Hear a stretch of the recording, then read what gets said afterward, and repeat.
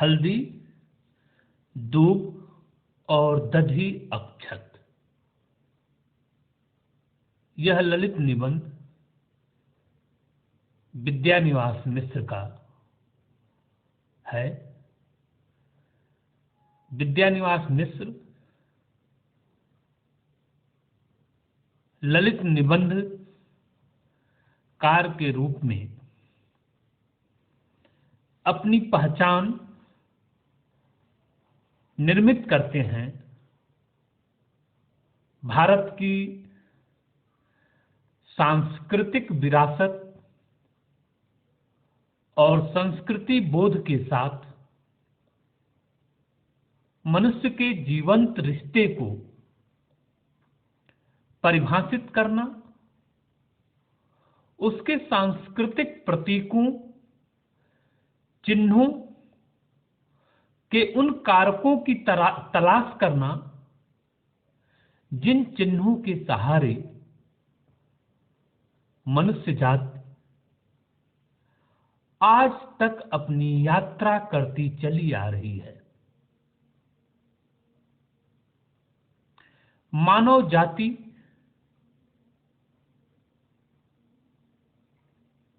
अपनी सांस्कृतिक पहचान और विरासत के साथ चलती रहती है, एक जगह से दूसरी जगह, दूसरी से तीसरी और चौथी जगह तक। यह यात्रा अनवरत रूप से चलती रहती है और इस यात्रा के मूल में सांस्कृतिक पहचाने, पारिवारिक प्रतीक और एक समाज की मूल पहचान, उसकी सत्ता, उसकी संस्कृति और इस संस्कृति के रागात्मक संबंध को, लालित्य भाव को प्रस्तुत करना ही एक ललित निबंधकार की मूल्य दृष्टि होती है। विद्यानिवास मिश्र मूलतः भारतीय संस्कृति के उस अध्याय को अपने निबंधों का विषय बनाते हैं जो हमारे पारिवारिक, सामाजिक और सांस्कृतिक संदर्भों को एक साथ गूंथ कर परिवार की जय यात्रा को सामने लाने का काम करते हैं। देखने में पारिवारिक चिन्ह कई बार ऐसा लगता है कि इनका क्या मोल है, ये तो ऐसे ही है, पर नहीं। हमारे पुरखों ने, हमारे पूर्वजों ने जो निर्णय, जो मूल्य, जो पदार्थ और वस्तु संसार के साथ, प्रकृति के साथ हमारी जिस संगति को लेकर चले थे, उनके पीछे दर्शन, जीवन दृष्टि और सौंदर्य बोध का, रागात्मक संबंधों का, मानवीय जिजीविका का ऐसा जीवित जीवन बोध है कि जिसके सहारे केवल मनुष्य आगे नहीं बढ़ता, बल्कि परिवार, समाज और संस्कृति भी परंपरा के संदर्भों को अपने साथ लेते हुए आधुनिक समय समाज में अपनी व्याख्या, अपनी उपस्थिति, अपनी संगत को करते चले आ रहे हैं। हल्दी, दूब, दधी और अक्षत,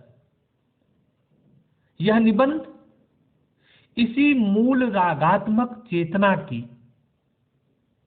वह भाव दृष्टि है जिसमें परिवार, समाज और संस्कृति अपने आप को अक्षुण्ण भाव से देखने की कोशिश करती है। निबंध की शुरुआत होती है, मेरे घर की संस्कृति के मांगलिक उपादान मूर्त रूप में हल्दी, दूब और दधी अक्षत ही हैं। इसलिए शहर में एक लंबे अरसे तक बसने के बाद भी मन इन मंगल द्रव्यों की शोभा के लिए ललक उठता है।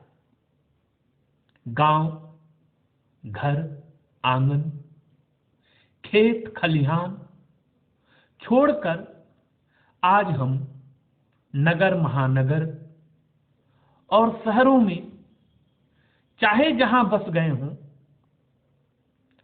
पर हमारा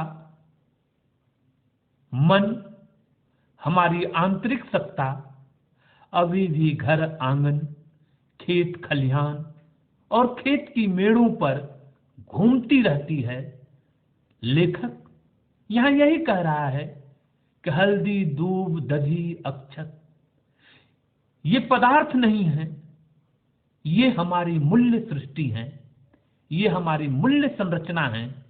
और इन पदार्थों के भीतर हमारे जीवन जीने की इच्छा, हमारी रागात्मक चेतना और हमारी सौंदर्य चेतना एक साथ विराजमान होती है। बहुत दिनों से कोई अर्चन पूजा नहीं हुई और पूजा की थाली सजते ही हल्दी, दूब, दधी, अक्षत ये जीवन के प्रतीक भी घर आंगन में उपलब्ध हो जाते हैं। ये जीने की इच्छा के प्रतीक हैं, ये रागात्मक चेतना के प्रतीक हैं, ये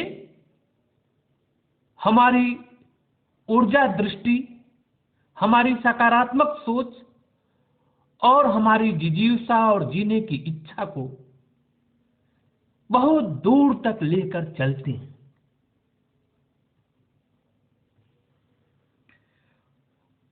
उसकी प्रत्येक नई यात्रा दही का सगुन चाहती है। जब भी हम घर से कहीं बाहर जाते हैं, दही खाकर चलते हैं। दही हमारी यात्रा की मंगल कामना, शुभाकांक्षा की प्रतीक होती है। दही में वे सारे भाव, वे सारे रस, स्वाद, वो सब कुछ होता है जो मिठास भी लिए होता है, जो थोड़ा खट्टापन भी लिए होता है, जो थोड़ा सादापन भी लिए होता है, और सबको अपने साथ समेट कर लेकर चलता है। उसकी प्रत्येक नई साधना दुर्वा का अभिषेक मांगती है। दुर्वा, दूब जो कभी खत्म नहीं होती, न जाने कब से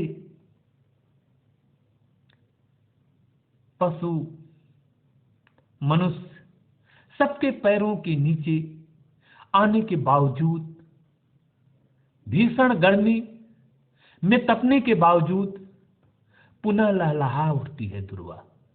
दूब नए सिरे से पीताब और हरेपन को लिए हुए झांकती हुई खेतों की मेड़ों से आ जाती है और प्रत्येक नई आपूर्ति अक्षत से पूर्णता का आशीष चाहती है। अक्षत कभी नष्ट न हो, यह भाव चिंता है। यह हम अपने सामने वाले के लिए, अपने आप के लिए, अपनी संततियों के लिए एक रागात्मक चेतना से, सौंदर्य चेतना से, एक जीवनेच्छा से, एक पूर्णता की दृष्टि से, एक अखंड दृष्टि से हम उनके भीतर जीवन की रागात्मक चेतना को लेकर चलते हैं।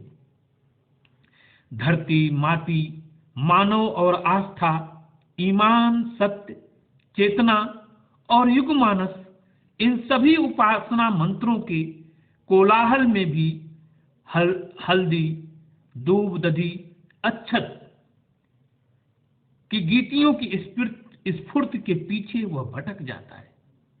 चारों ओर से लोग मुझसे प्रश्न पर प्रश्न करते हैं कि तुम अपनी प्रतिभा क्यों बिखरा रहे हो, क्यों नहीं हमारे पंक्ति बंधन में आकर उसको एक दिशा में आगे बढ़ाते, युगपथ छोड़कर किन पिछिल पग बीथियों पर विभ्रांत हो। मैं किस किस को और क्या जवाब दूं? यह समझाने की जरूरत नहीं है कि हल्दी दूब दधी अच्छत में लिपटा हुआ मानव किसी पुरातन बेला में घूम नहीं रहा है। वह उतना ही आधुनिक, उतना ही सचेत और उतना ही वैज्ञानिक है, क्योंकि ये सारे पदार्थ वैज्ञानिक सोच से, हमारी दृष्टि संपन्नता से, हमारी सोच से, हमारे पूर्वजों की दृष्टि से ये पदार्थ निकले हैं जीवन की रक्षा में। मैं इस चूमने से खींचता जा रहा था, हल्दी दूब दधी अच्छत के साथ विवाह के पूर्व राग की तरह इनसे चूमने की प्रक्रिया होती है। और ये एक ऊर्जा का भाव, एक रक्षण का भाव नव दंपत्ति में भरते हैं। हल्दी दूब दधी अच्छत उनके जीवन की पूर्णता की कामना के प्रतीक की तरह सामने आती हैं।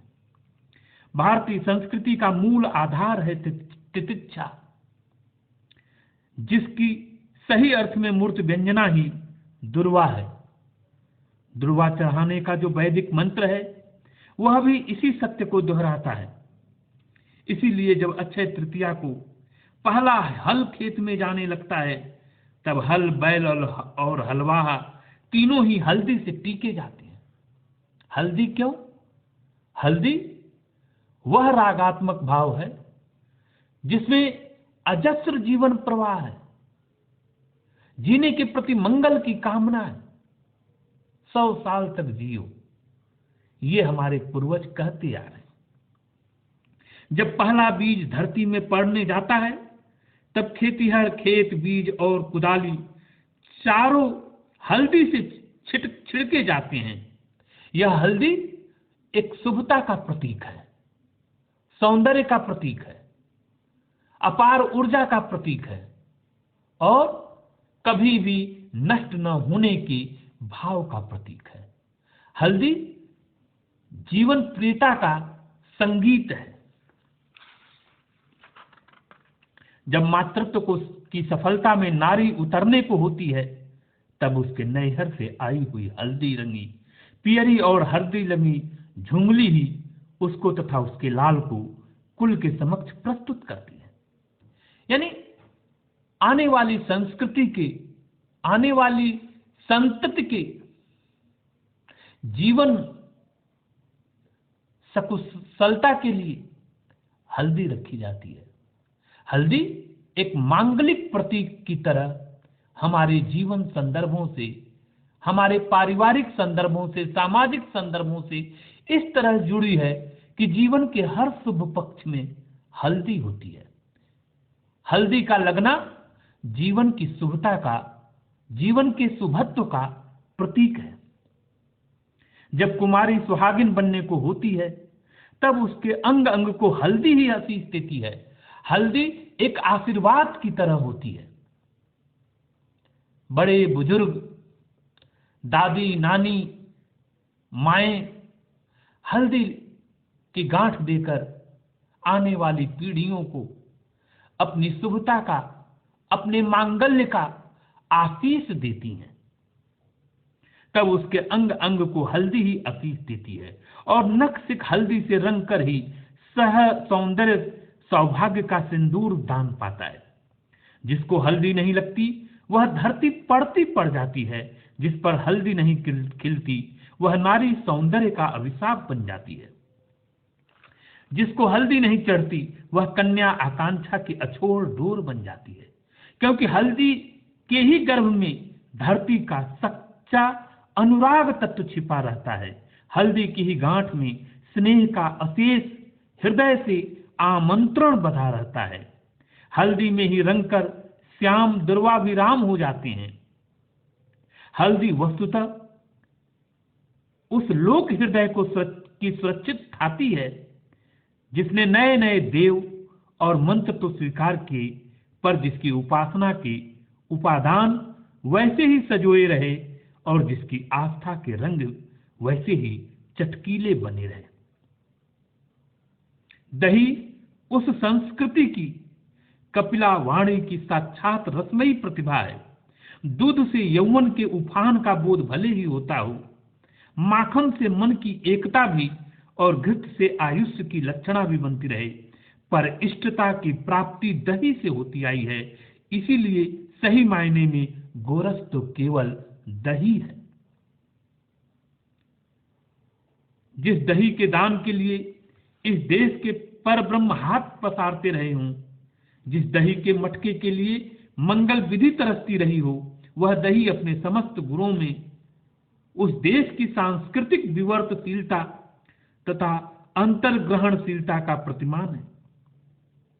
दही खटाई, मिठाई, लुनाई सभी स्वादों से समृद्ध होने वाला एक विलक्षण आस्वादन है।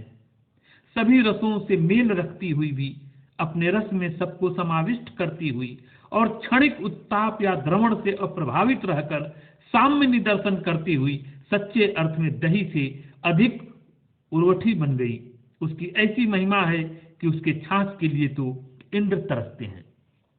सौभाग्य, तितिक्षा, स्नेह तथा परिपूर्णता के लिए आग्रह रूप में उस संस्कृति की पूजा की थाली हल्दी, दूब और दधी अक्षत से सजाई जाती रही है और सजाई जाती रहेगी। पर उस पूजा का मर्म उसी को खुलेगा जो लोक जीवन की मंगल साधना में अपने को तन्मय कर सकेगा, और तन्मयता ग्राम सेवक या ग्रामवासी बनने से नहीं आएगी। उसे पाने के लिए मन से गंवार बनना पड़ेगा, मन से लोक को समझना पड़ेगा।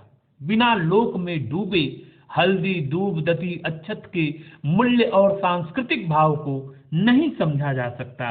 बिना उसके हल्दी, दूब और दधी अर्थ शून्य आडंबर ही लगेंगे।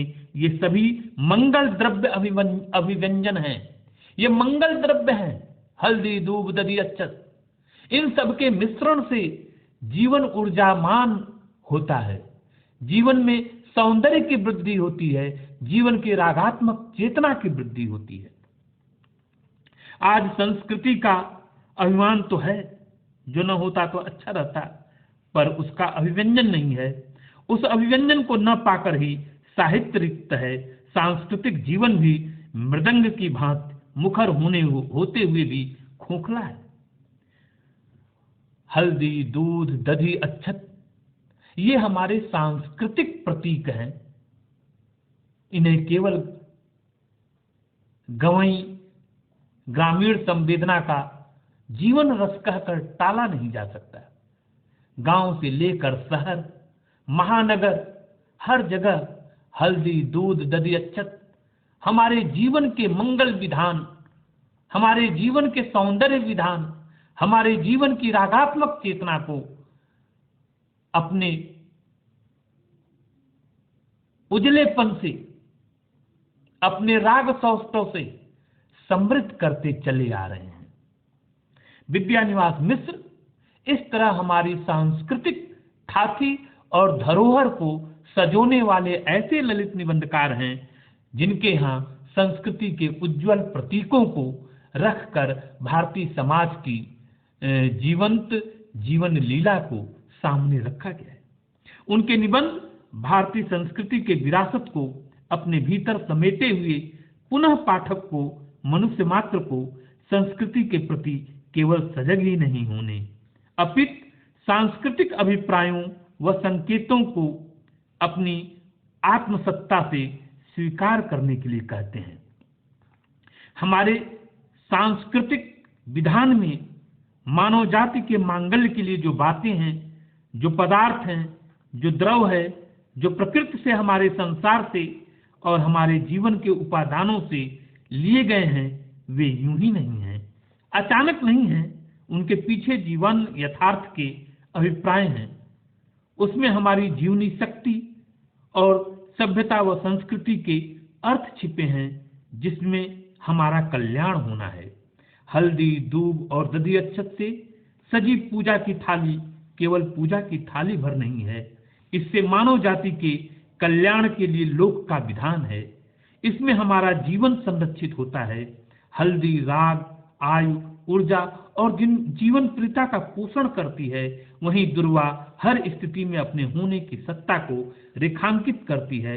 दधी ऐसा रसायन जिसमें जीवन का रस, समूचा रस आ जाता है, और अक्षत कभी खत्म न होने का भाव, कभी समाप्त न होने का भाव। इस तरह से जीवन प्रियता, रागात्मक चेतना, सौंदर्य चेतना को अक्षुण्ण बनाने के लिए हल्दी, दूब, दधी, अक्षत पूजा की थाली में सजकर केवल पूजा की थाली नहीं होते, बल्कि वे हमारे जीवन की थाती भी होते हैं। और इस जीवन की थाती को आधुनिकता के संदर्भों में देखना, समझना, सीधे सीधे अपनी जड़ों से, अपनी संस्कृति से, अपनी सांस्कृतिक विरासत से जुड़ना है।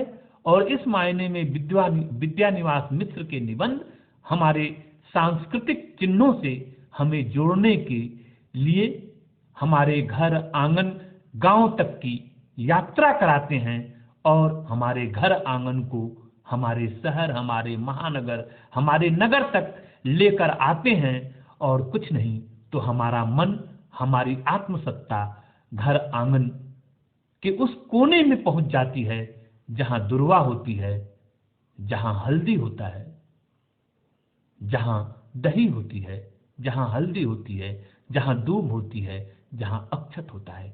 पूजा की ये थाली जीवन की थाती बनकर हमारा निर्माण करती है, हमें रचती है, और हमारे रचने की इस विधान और भाव को अपने ललित निबंधों से विद्यानिवास मिश्र जी लगातार पुष्ट करते रहे हैं।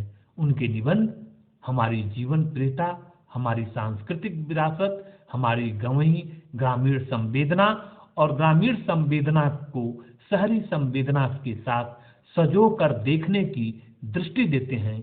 इसीलिए उनके ललित निबंध हमारे जीवन के भी लालित्य हैं, हमारे जीवन को भी सजोने और संवारने वाले हैं।